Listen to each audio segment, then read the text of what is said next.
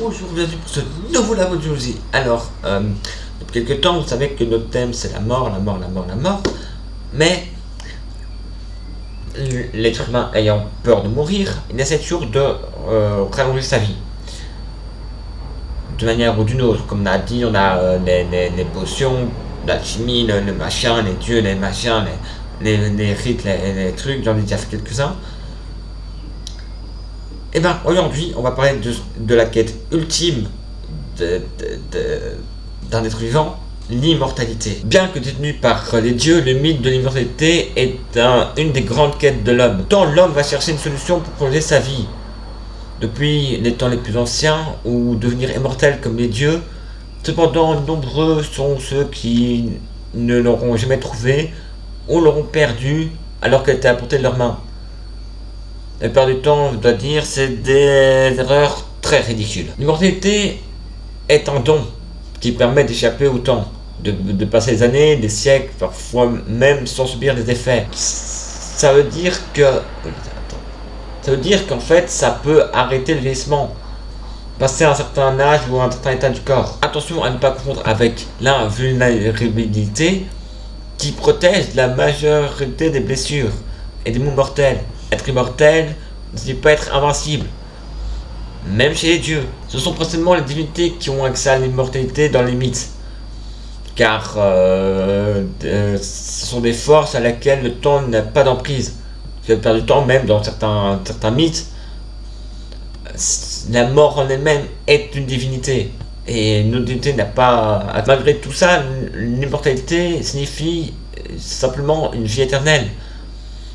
C'est ne pas être sujet au temps et non pas être tué. Par exemple, on a l'exemple assez connu chez les Pierres d'Osiris qui va se faire découper par son frère jaloux Seth. Balder qui va se faire bouffer la main et il va souffrir chez les Nordiques. Et on peut en citer plein d'autres qui sont morts pour des raisons que l'on stupides, hein, mais ces deux-là sont vraiment les exemples les plus flagrants. Ainsi, les dieux doivent souvent leur immortalité par des boissons divines, comme l'ambroisie ou les fruits éternels, etc., etc. Il y a tellement de trucs. En dehors des dieux, rares sont les êtres qui ont ce don. Les elfes sont connus pour l'avoir. Enfin, et attention, ce n'est pas éternel, c'est sur un certain temps, leur temps est prolongé. Étant souvent des races enfants des dieux, dans certains mythes auxquels les elfes c'est le cas, c'est, comme je viens de dire, c'est un limite à leur longévité. C'est au lieu de vivre jusqu'à 100 ans et jusqu'à 200, 300 ans. Mais ils peuvent mourir. Comme n'importe quelle autre personne, un coup de couteau, un autre coup, ça les tue. Ils peuvent être soumis à la solitude et à la lassitude entraînée par la longueur de leur vie, finir par se laisser mourir, ce qui n'est pas la même chose. On peut évoquer également les vampires qui, mortels au départ, ont accédé à l'immortalité au prix d'une transformation, parfois vue comme une malédiction d'ailleurs. Dans certaines croyances, on peut accéder à l'immortalité par la spiritualité, comme chez les taoïstes, où en atteignant l'union parfaite avec l'essence de vie, on devient une sorte d'immortel. D'ailleurs, les 8 immortels sont d'ailleurs les témoins qui peuvent, que cela est possible, plus connus comme dans le bouddhisme, où en atteignant le samsara, le cycle de la mort-renaissance, le nirvana qui offre l'immortalité. Dans les quêtes d'immortalité, on peut nommer Démophon et Métanie chez les Grecs. Donc Démophon, le fils du roi Sélos et de Métanire, aurait pu dire. Durant son errance, afin de retrouver sa fille, Perséphone, la déesse Déméter, sous les traits d'une vieille femme, entra au service du couple royal, donc Démophon et Métanine. Elle deviendra alors la persécutrice de leur enfant. Se prenant à leur affection pour lui et renoncer ses parents de leur accueil, décida d'offrir l'immortalité à Démophon. Mais cela ne prendrait qu'un certain temps. Chaque soir, elle baignera l'enfant dans un feu purificateur afin qu'il perde tout ce qu'il est mortel en lui. Sauf que Métanine, curieuse et pressée, alla un jour étonner Déméter. La voyant plonger Démophon dans le feu, elle poussa un cri et qui se prit l'aise et le fit tomber dedans. Oups.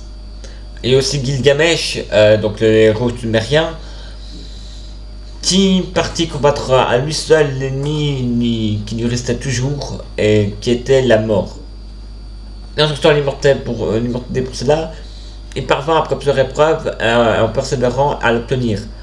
Le secret de la longevibilité était une plante, mais un serpent lui déroba alors qu'il prenait son bain. Cette plante Gamès l'avait obtenue d'Uptan-Pistim, un rescapé du déluge. Dans beaucoup de récits du déluge, les survivants sont des ennemis des dieux, donc reconnus par eux au cœur pur. Les dieux les repoussaient alors par l'immortalité. Alors qu'ils ne l'ont pas cherché ou demandé, certains rebelles qu'il l'avaient acquis parce qu'il l'avait mérité.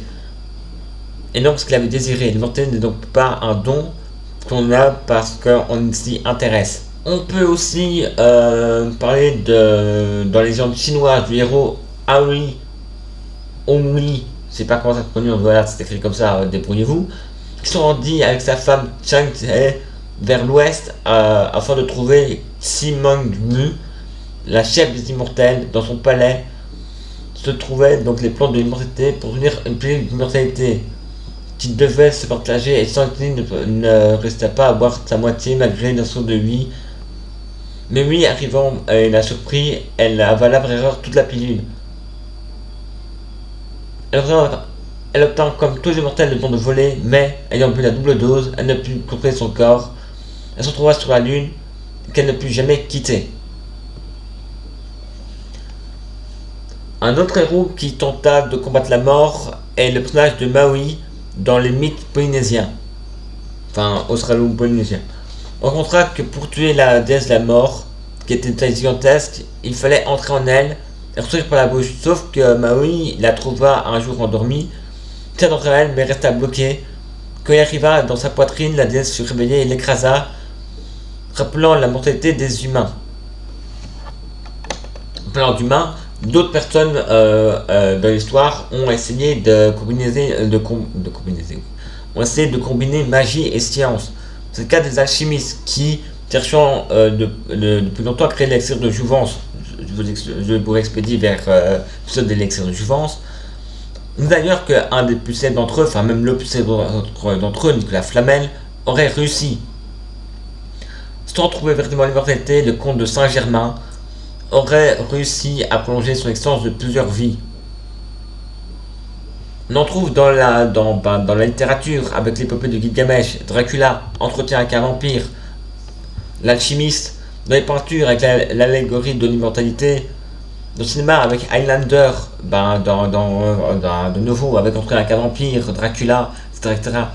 Au cinéma, Highlander, Dracula, etc. Télévision, Highlander, blablabla, ne vais pas faire tous les trucs. Dans tout ce qui est littérature, jeu de rôle, l'immortalité est une quête en soi. Sur ce, c'est la fin de la biologie. Je vous dis à très vite. Ciao!